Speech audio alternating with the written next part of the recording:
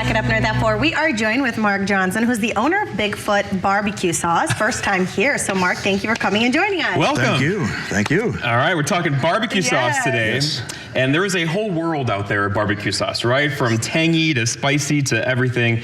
Where does somebody start? Where does that process start? How do you find out what's good for them? I know mine's good because there's no high fructose corn syrup. Okay. Most of the sauces out there, that's the number one ingredient. It is, so it's sugary. That's true. It's very bad for you. Mine is molasses and brown sugar based. Okay, and then you get the sweetness out of that through those ingredients versus the high fructose? Yes. That's kind of neat. All right. And your recipes are original, so they're created by you, original. So, like, how do you come up with the recipes for each, flavor and taste? Trial and error. Just keep going, and I find something that I like, and then I have friends and family try it, and that's kind of how it all started. So you experiment on your friends and family. Yep. We're now your friends and family, so later on we'll be trying some samples of things, right? Yes, yes.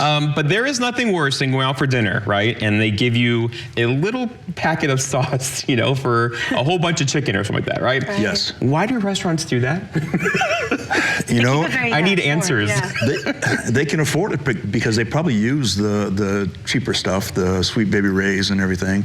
And that's why I started creating mine, because I just never liked anything that was out there on the market. And then I started reading labels, and there's just so much bad stuff. Oh, I mean, I'm not trying to put other things down. There's just so much bad stuff in there for you. Yeah, Agnes, you're a label reader, and Well, you find out. I am. That's why I agree with Mark, because I'm very health conscious. So I look at all the labels on everything in the back, and it's so hard, because how do you avoid, let's say you eat this all the time, or it's like milk or simple peanut butter. Like, how do you avoid, if it's part of what you eat or mix it with, how do you avoid eating that stuff when it's this stuff is good, and you go down the ingredients and then you see that one big thing and it's well, what do you do? Right. So I agree. Right. I've actually had 5 diabetics try mine, and it did not make their levels go up. Oh, really? They have told me that the non-sugar ones have no flavor. They're just no good. I can't say that'll happen to every diabetic, but I'm happy that they were able to have something that has good flavor and did not make their levels go up. Wow.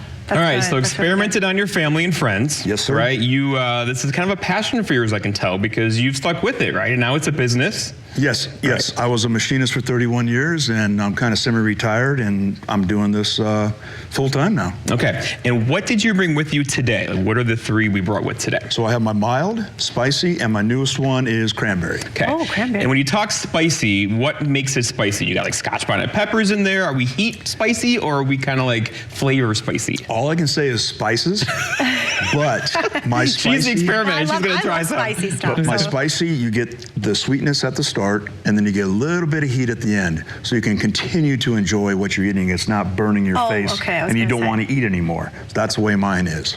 Okay. I feel like barbecue sauce has to have a good aftertaste, right? It can't have that kind of burnt taste lingering with it. Is that something you're after when you taste these things? Definitely, yes. Okay. Yes. And your family still loves you, and you haven't been disowned by anybody? Nope, not yet.